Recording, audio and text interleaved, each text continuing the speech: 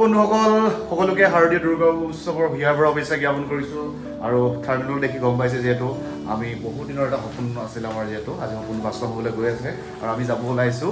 সুদূৰ কেদাৰনাথ ধাম তো এয়া আমাৰ কেদাৰনাথ ধামৰ কাৰণে চব একদম ৰেডি হৈ গৈছোঁ গুৰু আহি পাই গ'লি বিজিত আহিলে মাধুৰ্য গা ধুই আছে তো দেখিছে তো এটা অফৰোড ট্ৰেকিং কৰিব গৈ আছোঁ যিহেতু ট্ৰেকিং কৰিব লাগিব 21 কিলোমিটাৰ খোজকাঢ়িব লাগিব আৰু গোটেই আল্টিমেট ব্লগটো আপোনালোকক মই আমি মেছেজটো দেখাব গৈ আছোঁ যে কেনেকৈ যাব লাগে কেদাৰনাথ ধাম যাবলৈ হ'লে আমি এতিয়া আজি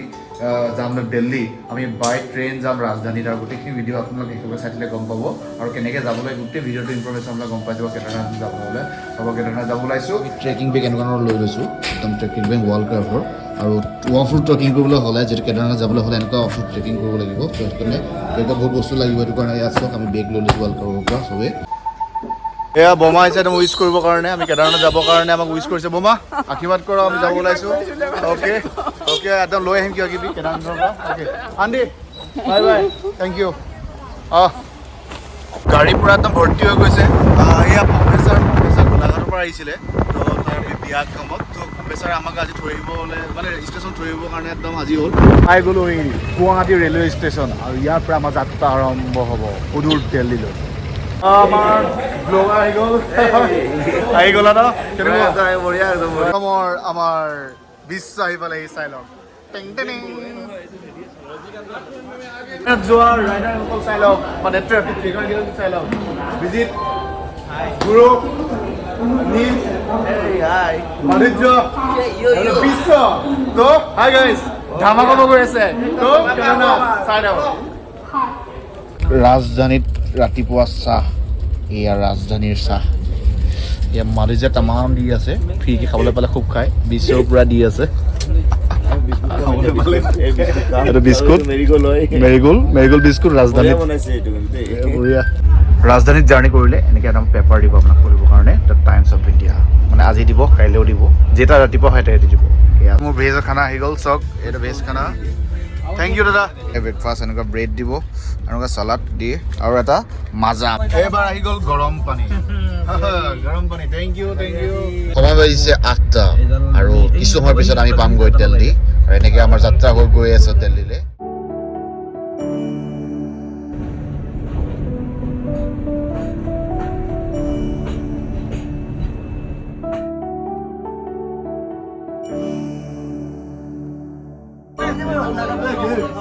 কি খবৰ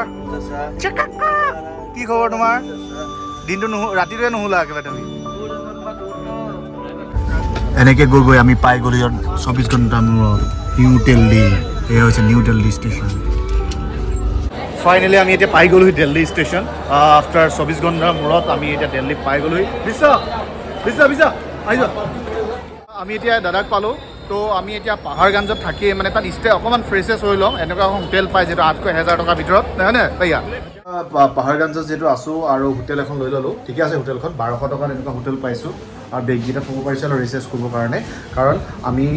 আমাৰ 10টা বজাত আমাৰ মঞ্জু টিলাৰৰ পৰা দিল্লী মঞ্জু টিলাৰৰ পৰা নাইট ছুপাৰ আছে হাৰিদ্বাৰলৈকে আমি মঞ্জিকা টিলা পাই গ'লোহি তো এইখন আমাৰ যিহেতু ইণ্টাৰচিটি এখন বাছ হয় চিটি যিহেতু আমি এই নাইট ছুপাৰত আমি আহি গ'লোঁ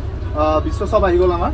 এয়া আমাৰ শ্লিপাৰ ছুপাৰ হয় ইয়াৰ পৰা আমি হাৰিদ্বাৰ যাম যিহেতু আৰু গাইজ প্ৰথমতে আপোনালোকে দিল্লী যদি আহে যদি নাইট ছুপাৰ যদি আহিবলৈ আহে মঞ্জুকে টিলাত আপোনালোকে ইয়াত নাইট ছুপাৰবোৰ পাব ইয়াতে গাড়ী ৰখি থাকে যেনেকৈ আমাৰ বশিষ্ঠ চাৰিআলি গাড়ীবোৰ ৰখে বা খানাপাৰা ৰখে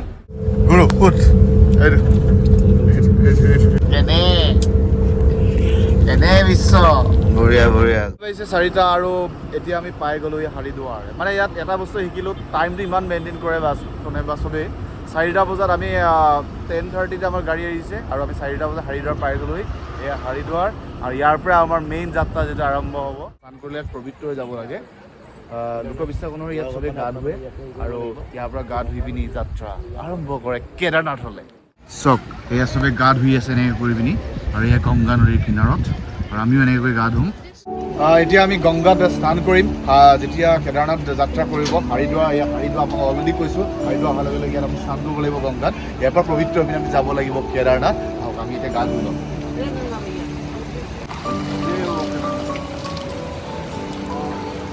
এনেকৈ আমি গংগাত স্নান কৰিছোঁ স্নান কৰি ল'ব আহিলে মানে হাৰিদ্বাৰ বেলেগ এটা পবিত্ৰ সুন্দৰ এটা লাগিছে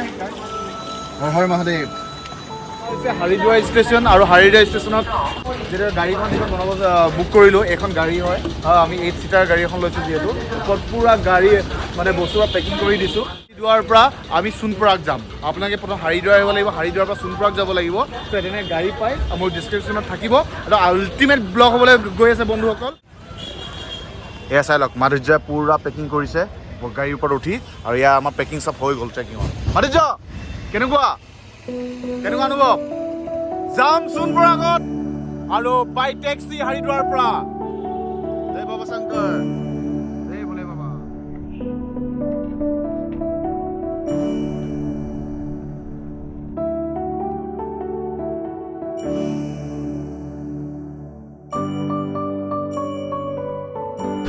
গাইজ চক আমি হাৰিদ্বাৰৰ পৰা যিটো সোণপৰাগত গৈ আছোঁ আৰু কেদাৰনাথৰ ৰাস্তা চব কিমান মানে ডেঞ্জাৰাছ হয় গোটেই এইফালে দেখিছে লেণ্ডশ্লাইড হৈ যায় কেতিয়া কি হৈ যাব আপুনি ক'ব নোৱাৰে কিন্তু গৈ আছোঁ এটা আল্টিমেট একদম দৃশ্য আৰু এনেকৈ আমি গৈ আছোঁ भैया और कितना दूर है जी और कितना दूर है 70 किलोमीटर আৰু 70 কিলোমিটাৰ মানে আৰু আমাৰ মিনিমাম 6 ঘণ্টামান লাগি যাব 5-6 ঘণ্টা তো আৰু 8টা বজাৰ ভিতৰত পালে বা ভাল যিহেতু টাইমিং থাকে